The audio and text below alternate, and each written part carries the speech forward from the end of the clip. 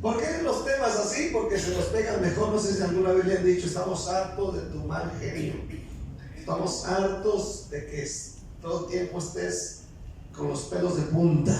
Amén. Y vamos a ver Mateo 5. Quiero hablar, enseñar y predicar de la ira una vez más. ¿Qué es la ira? ¿Qué es la ira? El diccionario define esta palabra como emoción compuesta por un conjunto de sentimientos negativos que pueden conllevar a actos de violencia, a deseos de venganza. Es una emoción que se expresa a través de resentimiento e irritabilidad. La palabra nos enseña que dejarnos dominar por la ira puede llevarnos a cometer las locuras y pecados de los peores. Proverbios 21:19 dice: mejor es morar en tierra desierta que con la mujer rencillosa e iracunda. Proverbios 29:22 dice: el hombre iracundo levanta contiendas y el furioso muchas veces peca. Así que la Biblia nos enseña mucho acerca de la ira y del daño que podemos causar. Quiero hablar Mateo 5:21 al 26 y quiero explicar esta escritura. 5:21: oíste que fue dicho a los antiguos: no matarás, y cualquiera que matare será culpable de juicio. Pero yo os digo, dice el Señor, que cualquiera que se enoje contra su hermano será culpable de juicio, y cualquiera que diga necio a su hermano será culpable ante el concilio, y cualquiera que le diga fatuo quedará expuesto al infierno de fuego. Por tanto, si traes tu ofrenda al altar y ahí te acuerdas de que tu hermano tiene algo contra ti, deja ahí tu ofrenda delante del altar y anda y reconcíliate primero con tu hermano, y entonces ven y presenta tu ofrenda. Ponte de acuerdo con tu adversario pronto, entre tanto que estás con él en el camino. No sea que el adversario te entregue al juez y el juez al alguacil, y seas echado en la cárcel. De cierto te digo que no saldrás de allí hasta que pagues el último cuadrante. Vamos orando. Ore a Dios. Padre, te damos gracias en el nombre maravilloso de Cristo Jesús. Señor, yo vengo delante de tu trono, delante de tu presencia en esta noche. Estoy pidiéndote, Señor, la gracia y la revelación del Espíritu Santo para mi vida en este momento. Ruego, Dios, que tú bendigas mi vida y bendiga la vida de mis hermanos que están aquí en este lugar. Padre, en el nombre de Cristo te lo pido. Y la iglesia dice un fuerte amén. Quiero poner en claro esto porque una de las grandes batallas y uno de los grandes conflictos, o lo que nos hace meternos en conflictos en la casa y en donde quiera que estamos, es la ira. Pleitos, tantas cosas por no controlar la ira. Amén. Yo soy una de las personas que no me da por gritar. Yo cuando veo a alguien enojado o a alguien en la casa enojado, yo soy de las personas que en lugar de gritar me quedo callado. Amén. No soy de los que grita y contesta con lo mismo, porque he aprendido este principio, dominar mi ira. Quiero ver acerca, en primer lugar, quiénes eran los antiguos mencionados en Mateo 5, porque dice en el versículo 21: oíste que fue dicho a los antiguos. Amén. No matarás, y cualquiera que matare será culpable de juicio. Ahora, ¿quiénes eran los antiguos? ¿A qué se refiere Jesús? ¿Quiénes son? Bueno, los antiguos de los cuales habla Jesús o hablaba Jesús eran los rabinos. Eran algunos maestros de la ley que conocían e interpretaban la ley para darla a conocer al pueblo. Pero esta gente que habla aquí, los antiguos, se limitaban a la letra. Es decir, para ellos, si alguien solamente no mataba, ya estaba cumpliendo con la ley y estaba en paz para con Dios. Pero el Señor Jesús, amén, enseñó el verdadero espíritu de la ley, que no solamente se refiere al acto de matar, sino también la intención del corazón del hombre. En el versículo 22 dice, pero yo os digo que cualquiera que se enoje contra su hermano será culpable de juicio, y cualquiera que diga necio a su hermano será culpable del concilio, y cualquiera que le diga fatuo quedará expuesto al infierno de fuego. La traducción versión internacional dice, pero yo les digo que todo el que se enoje con su hermano quedará sujeto al juicio del tribunal. O sea que ponte a pensar en los tiempos de Jesús. Si alguien se enojaba con su hermano, amén, quedaba sujeto al juicio del tribunal. Luego, cualquiera que insulte a su hermano quedará sujeto al juicio del consejo. O sea que esto del carácter, de ser iracundos, era algo bien delicado. Amén. Ahora sigue diciendo, pero cualquiera que lo maldiga quedará sujeto al juicio del infierno. O sea, si había este tipo de enojos y de palabras, pues bueno, eran llevados ante la ley. Pero más abajo, al final del versículo, amén, el Señor dice, cualquiera que maldiga. Usted sabe que la gente ya enojada maldice y dice toda clase de tonterías. Y dice palabras muy fuertes. ¿Cuántos dicen amén? Como por ejemplo la palabra estúpido. Eres un estúpido. O eres una estúpida. Es una palabra que si usted se la dice a alguien en la calle, puede sacar la pistola y le da 3 balazos. Una palabra que ofende. Y la Biblia dice aquí, y cualquiera que le diga fatuo, es decir, esa palabra, amén, dice quedará sujeto al juicio del infierno. O sea que cuando hablamos de estar airado, enojado y hablar palabras pesadas, hermano, escuche bien, está bien peligroso. Por eso Jesús dijo, yo os digo. Jesús enseñó principios que van más allá de la letra. Por ejemplo, oíste que fue dicho, capítulo 5, versículo 27, oíste que fue dicho, no cometerás adulterio. Oíste que fue dicho, habla de andar por ahí, tú sabes. Pero Jesús dice, mas yo digo que cualquiera que mira a una mujer para codiciarla, ya adulteró con ella en su corazón. ¿Sí me están entendiendo este día? Ahora, puede pensar ahora en la época. Hoy todavía existe el mismo pensamiento en mucha gente. Incluso entre muchos cristianos. No matan con armas. Aleluya. No matan con un cuchillo, con un garrote, con un palo, con una piedra. Pero almacenan odio, rencor, resentimiento, deseo de venganza contra otros. Y así incluso llegan a decir, yo no ando matando como otros. Pero sí en el corazón almacenan odio, rencor, amargura, resentimiento contra alguien. Y esto es terrible, porque Jesús fue más allá. Por eso dice, mas yo os digo. Aleluya. Para los fariseos y escribas, si alguien no le quitaba la vida a nadie, estaban haciendo lo justo y cumpliendo con la ley de Dios, aunque sus corazones estaban llenos de odio, llenos de envidia, llenos de menosprecio hacia su prójimo. En Mateo 23, versículo 27, amén, dice la palabra, Mateo 26, 27, hay de vosotros, escribas y fariseos hipócritas, porque sois semejantes a sepulcros blanqueados, que por fuera la verdad se muestran hermosos, mas por dentro están llenos de huesos de muertos y de toda inmundicia. Aleluya. Eso es lo terrible del caso.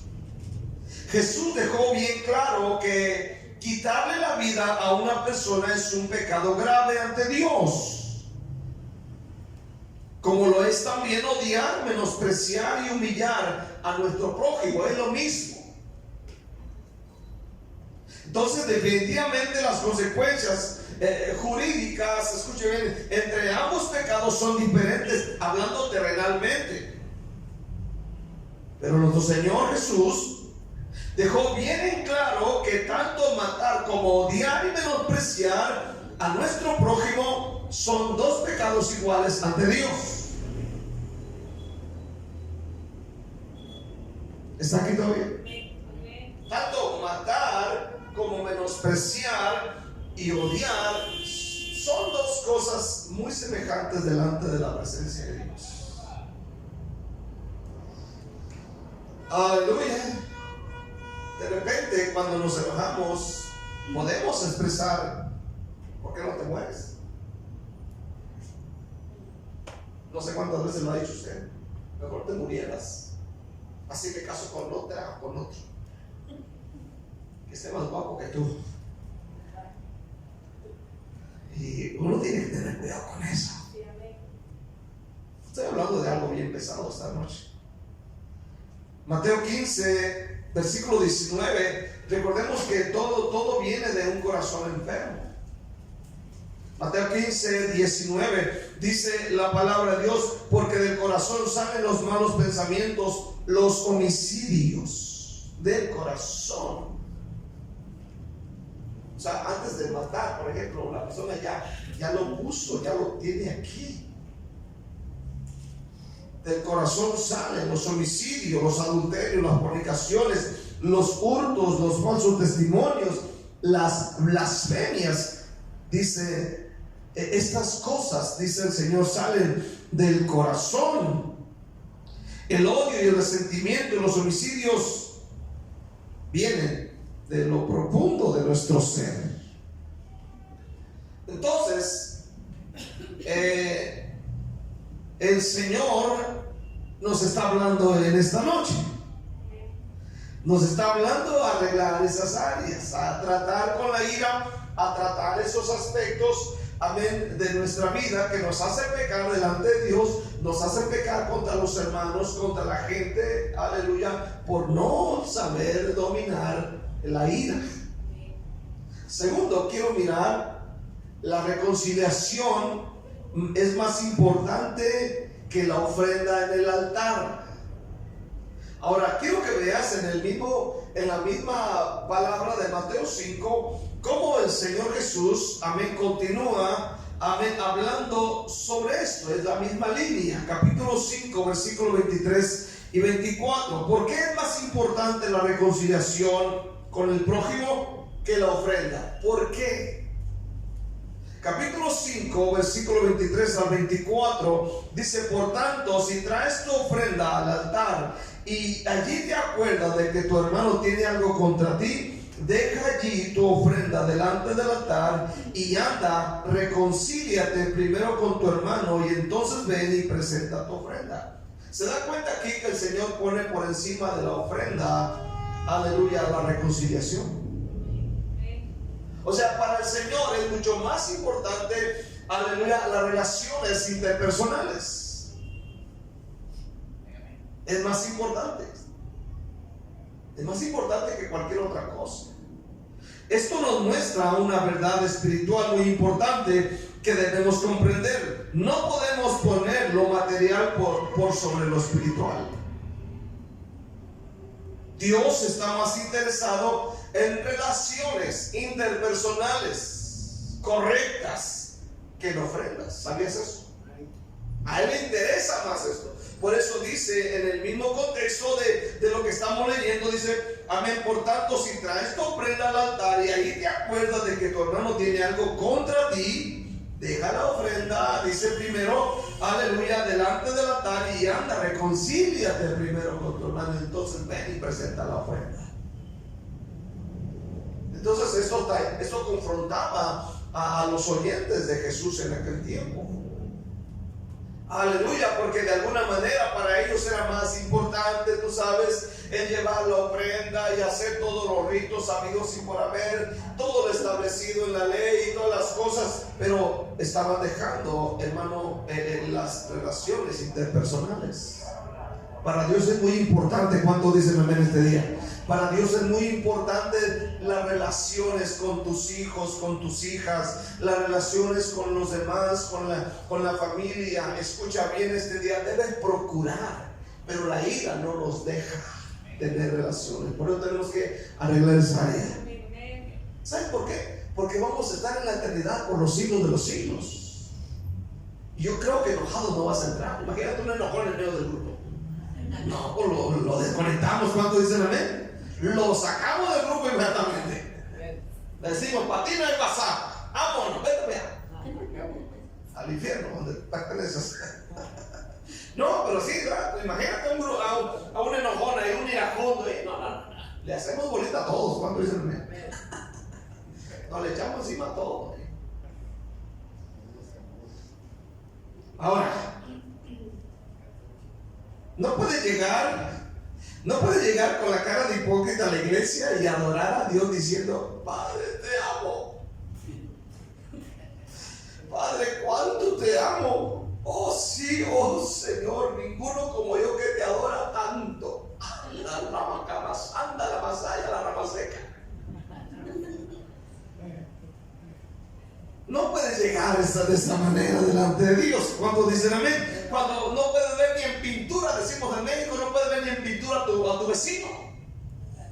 Mira, ahí viene este. Ahí va el hermano aquel, no precisamente de la iglesia, pero de otra. Ahí te va de la otra iglesia. Y tú sabes, tú no puedes ser así. Es imposible estar en malas relaciones con un hermano y al mismo tiempo estar bien con Dios. No se podrá. Jamás vas a poder estar así, porque si no amas a tu hermano a quien miras, ¿cómo puedes decir que amas a Dios a quien no miras? Definitivamente no podemos engañar a Dios. Amén. El evangelista Juan en 1 Juan 3:15, primera de Juan capítulo 3 versículo 15. Váyase atrás del libro de Apocalipsis.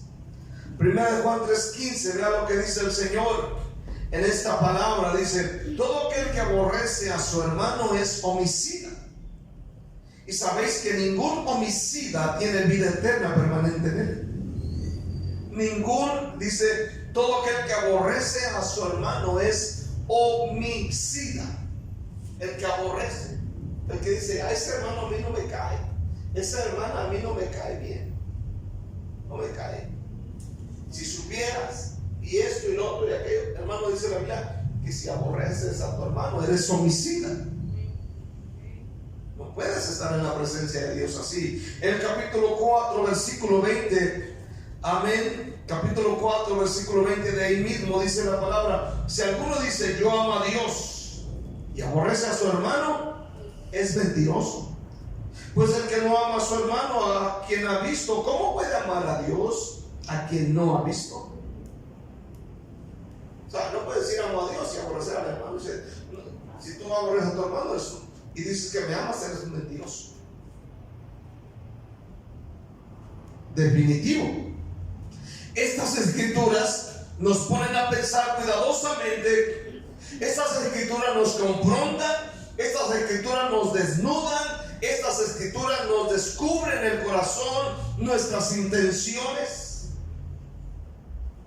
de cómo debemos vivir. ¿Cómo es tu relación con tus amigos, con tus vecinos, con tus familiares, con tus hermanos en la fe? ¿Cómo es tu relación? No puedes decir que amas a Dios y al mismo tiempo estar rechazando, odiando a un hermano o a una hermana en la fe. Ahora bien, yo he llegado a pensar que hasta Dios permite a hermanos y hermanas de carácter difícil para probarnos y saber si realmente le amamos. Dios muchas veces permite esto a alguien de carácter difícil para ver si realmente amamos al Señor y vamos a actuar de una manera correcta. ¿Cuántos dicen amén? Romanos 12:18 dice estar en paz con todos los hombres. Romanos 12, versículo 18. Amén. Oiga bien lo que dice Romanos 12:18. Dice, si es posible, en cuanto dependa de vosotros, estar en paz con todos los hermanos. Con todos los hombres. Si es posible, en cuanto dependa de ustedes, dice, de estar en paz con todos los hombres. Y con todos los hombres significa estar en paz, hermano, con el que está a tu lado, con el compañero de trabajo, con el vecino, con el compañero de la escuela, etcétera, etcétera. Estar en paz con todos, porque a paz nos llamó Dios. Quiero contarte esta historia que la he contado en algunas ocasiones cuando estábamos allá. Pero esta historia me la contó mi hermano Erasmo, que es mayor que yo. Ya murió hace un tiempo atrás, hace un año aproximadamente, casi. Mi hermano me contó esta historia antes de morir. Me acuerdo que esta historia es de dos tíos parientes míos de apellido Rivera.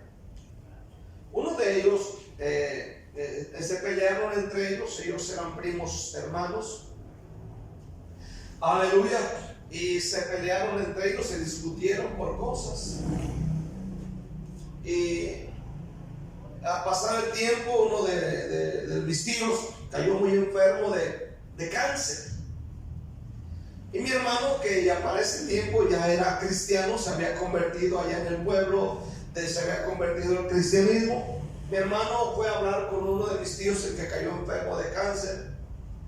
Y mi hermano va ahí con él y le dice, tío, usted necesita perdonar a mi otro tío. Le hace el reto. Amén. Si quería irse al cielo, le dice, tienes que perdonar, en este caso, la ofensa que te hizo mi otro tío. A lo que mi tío enfermo de cáncer respondió y dijo, prefiero irme al infierno que perdonar a ese tal por cual.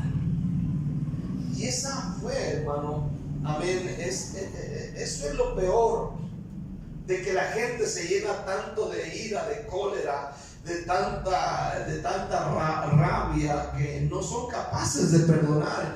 Y llega el momento, el punto donde la mente se ciega tanto, que la gente prefiere la condenación eterna que perdonar al otro. Era tan fácil, simplemente perdonar, a punto de morir, y nunca lo hizo. Imagínate tú esta noche. ¿Contra quién estás enojado en esta noche? ¿Contra quién estás molesto? ¿Crees que si mueres así te irás al cielo? Quiero ir al tercer lugar. Ponte de acuerdo con tu adversario. Capítulo 5 de Mateo, versículo 25 al 26. Vaya a Mateo 5, 25 al 26. Dice, ponte de acuerdo con tu adversario pronto, entre tanto que estás con él en el camino, no sea que el adversario te avergüence, te entregue al juez y el juez al alguacil. Y si has echado en la cárcel, de cierto te digo que no saldrás de allí hasta que pagues el último cuadrante. La traducción que tengo aquí dice de esta manera: si tu adversario te va a denunciar, llega a un acuerdo con él lo más pronto posible. Ahora, aquí volvemos de nuevo a lo mismo. Volvemos a que al Señor le interesan demasiado las relaciones interpersonales. A Él le interesa que entre nosotros exista esa unidad. ¿Cuántos dicen amén? Ese ambiente, dice el salmista, mira cuán bueno y cuán delicioso es habitar los hermanos juntos en armonía. En la mañana pasamos buen tiempo, estaba un calorón bien endemoniado, pero nos gozamos. ¿Cuántos dicen amén este día? La gente estaba ahí sentada, gloria a Dios, se llenó aquí se llenó, gloria al Señor, aleluya, sirviendo, unos sirviendo, otros platicando, otros compartiendo, otros meneándole ahí al guacamole, a los frijoles, otros comiéndose la carne antes de llevarla. ¿Cuánto dicen amén? Pero todos estamos alegres cuando dicen amén este día. Y todos nos gozamos cuando dicen amén. Aleluya, nos deleitamos en la presencia. Yo me tuve que ir porque tuve que llevarle a comer a la hermana Nancy a la casa, gloria al Señor. Pero escuche bien en este día, amén, había un ambiente y de eso se trata. De que las relaciones interpersonales sean buenas, hermano, sean mejores. ¿Por qué? Porque esto nos va a ayudar para seguir escalando. ¿Cuánto dicen amén? Tú no vas a llegar a un lugar si no tienes una buena relación. Amén. Nos necesitamos los unos a los otros. Imagínense, somos un grupito, imagínense todos peleados, como que no cabe la cosa. Pero si establecemos este principio de la buena relación, la unidad, el ambiente sano en la iglesia, esto va a atraer la gente y van a decir: estos de cuál fumaron. Y van a decir: también nosotros queremos. ¿Cuántos dicen amén este día? Ellos van a decir: de cuál tomaron. Usted les va a decir: estoy tomando de primera de Pedro, de segunda de Pedro, y no hay de tercera. Pero estoy tomando de esas. Estoy tomando la palabra de Dios. Y la gente va a querer eso. La gente no es tonta, la gente nos observa. Y cuando miran unidades, la gente: ay, está bueno el ambiente, mira, te ve que está bien a gusto. Y la gente quiere eso. Entonces dice la Biblia: ponte de acuerdo con tu adversario. Amén. Si tu adversario te va a denunciar, llega a un acuerdo con él lo más pronto posible. Hazlo mientras vayan en camino al juzgado. No sea que te entregue al juez y el juez al guardia. Otra traducción dice al policía, y te echen en la cárcel. Te aseguro que no saldrás de allí hasta que pagues el último centavo. En los días de Jesús, alguien que no podía pagar una deuda era encarcelado hasta que la pagara. Y si nadie la pagaba, a esa persona probablemente moría allí. Así que era un consejo muy práctico. O sea que era algo muy normal. Mirar, de repente yo me imagino en mi mente al leer esta historia, amén, que van dos de camino y ya la gente sabe: estos van peleados, van al juzgado, van con los jueces. Y el consejo del Señor era: ¿sabes qué? Ponte de acuerdo antes de que lleguen al juez. No sea que el juez te entregue al policía y el policía te eche a la cárcel y de ahí no vas a salir hasta que no pagues el último cuadrante, el último centavo. Mejor ponte de acuerdo y te evitas un montón de problemas. Así que ese es un consejo práctico: resolver nuestras diferencias con nuestros enemigos antes que su enojo cause más problemas. Entonces nosotros, cuando no resolvemos nuestras diferencias por ofensas, por la ira no controlada, nos volvemos presos. Tenemos que comprender que la falta de perdón es ira permanente en el corazón. Poco a poco nos vuelve presos de amargura, presos de venganza, y esa ira se vuelve una cárcel de por vida, como en el caso de mucha gente.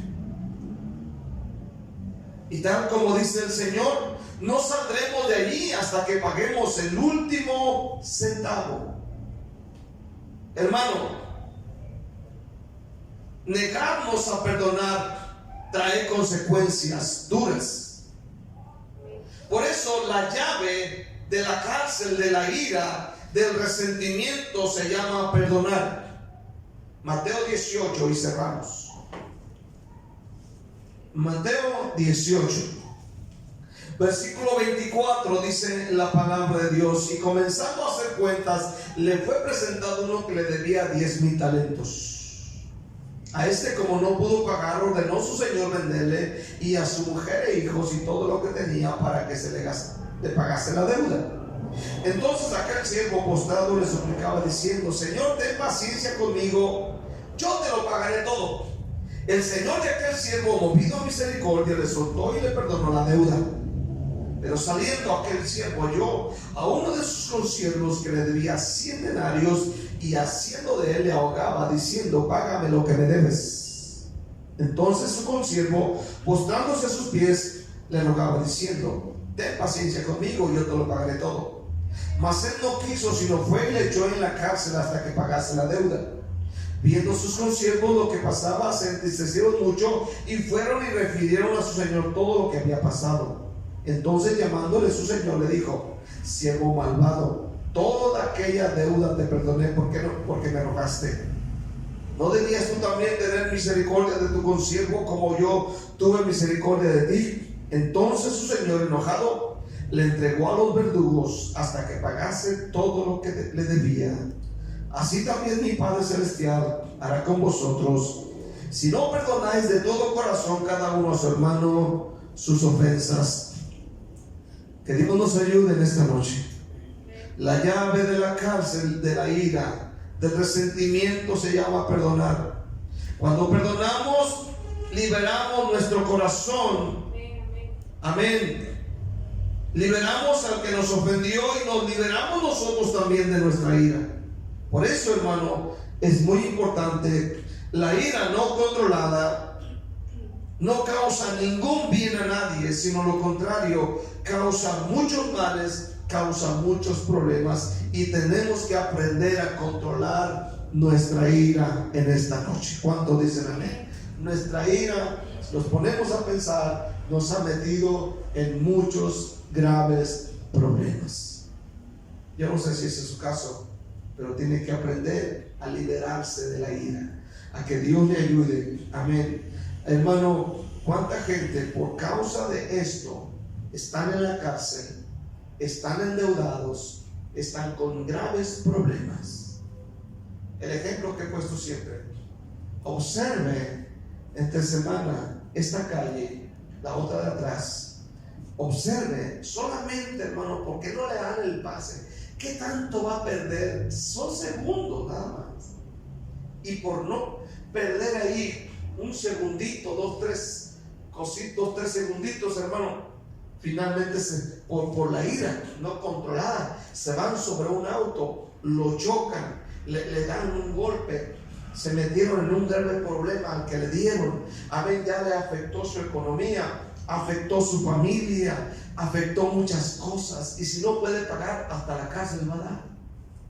Todo por no controlar el mal temperamento. ¿Cuánta gente que está en la cárcel en estos momentos no se estará lamentando diciendo: ¿por qué no controlé mi mal temperamento? No estuviera aquí, no hubiera abandonado a mis hijos, no hubiera dejado a mi esposa, no hubiera dejado mi trabajo, no hubiera abandonado a mi madre, a mi padre, no estuviera en mi casa, en mi hogar, pero por no controlar están en graves problemas. Aprendamos esta noche. ¿Cuántos dicen amén este día? Amén. Esto nos puede ayudar bastante.